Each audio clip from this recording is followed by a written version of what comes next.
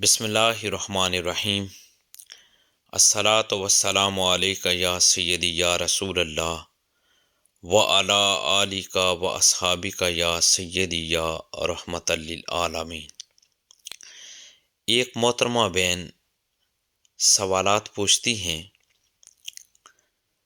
کہ پروفیسر صاحب اس بارے میں رہنمائی فرمائیں کہ کیا حیض کی حالت میں عورت درود شریف، تسبیح یا کوئی وظیفہ پڑھ سکتی ہے کہ نہیں؟ اور دوسرا سوال یہ ہے کہ کیا حائضہ عورت تعلیم قرآن دے سکتی ہے یا نہیں؟ تو دیکھیے، بہن نے دونوں سوالات بہت اچھے پوچھے ہیں۔ سب سے پہلے میں یہ بیان کرتا چلوں کہ کیا حائضہ عورت قرآن مجید فرقان حمید کی تعلیم دے سکتی ہے یا نہیں؟ دیکھیے، دوران حیض عورت کے لیے قرآن کریم کی تلاوت کرنا یہ منع ہے۔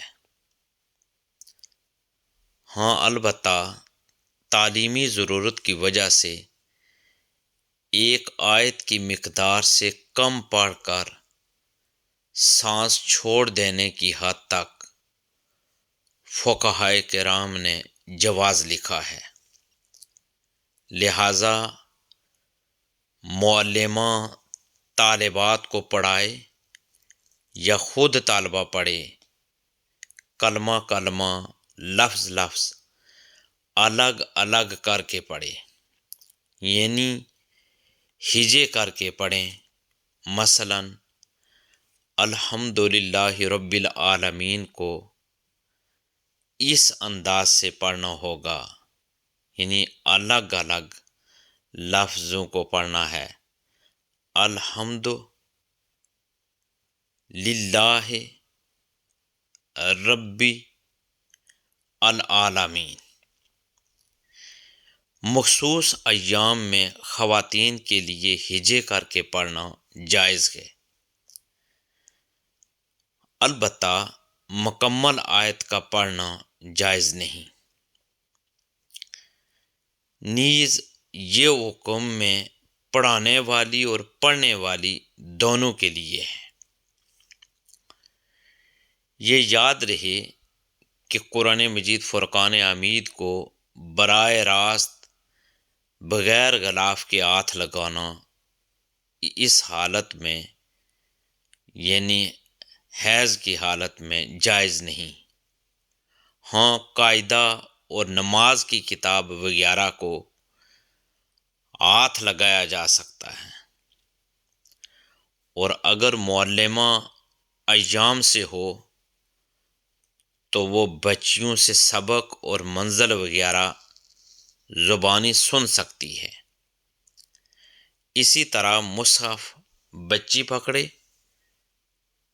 اور معلمہ اس میں دیکھ کر سنے، اس کی بھی گنجائش ہے۔ اسی طرح اگر حفظ بولنے کا اندیشہ ہو تو فقہائے کرام نے یہ صورت لکھی ہے کہ حافظہ کسی پاک کپڑے وغیرہ سے مصحف کو پکڑ کر اس میں دیکھ کر دل دل میں دہراتی جائے، زبان سے بالکل بھی تلفظ نہ کرے، اس کی بھی گنجائش ہے، اور اس سے حفظ کی ضرورت پوری ہو سکتی ہے۔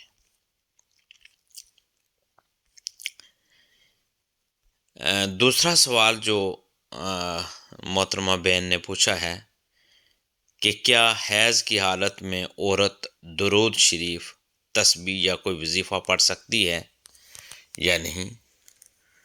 تو اس سلسلے میں یہ ہے کہ حیض کی حالت میں درود شریف پڑھنا، مختلف تسبیحات پڑھنا یا کوئی وظیفہ کرنا یہ بالکل جائز ہے، بلکہ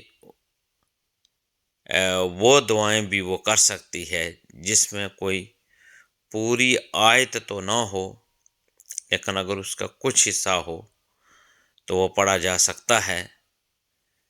تو دعائیں کرنا، دعائیں بھی کی جا سکتی ہیں، کرنے میں کوئی حرج نہیں ہے۔ اسی طریقے سے درود شریف پڑھنا اور مختلف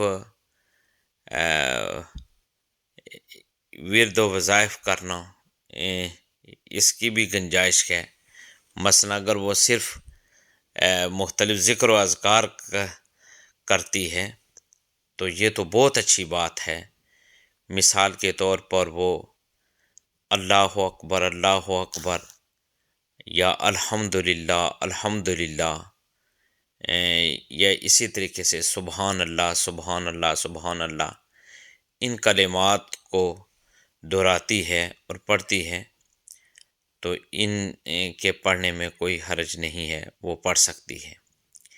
اللہ تبارک و تعالی ہمیں زیادہ سے زیادہ دین اسلام کی سمجھ اور دین اسلام کی سنہری تعلیمات کو جاننے اور جملہ تعلیمات کے مطابق زندگی گزارنے کی اللہ تعالیٰ توفیق اور ہمت عطا فرمائے۔ دین کی بات پھیلانا صدقہ جاریہ ہے، ثواب کی نیت سے ویڈیو کو شیئر ضرور کیجیے۔ جزاک اللہ۔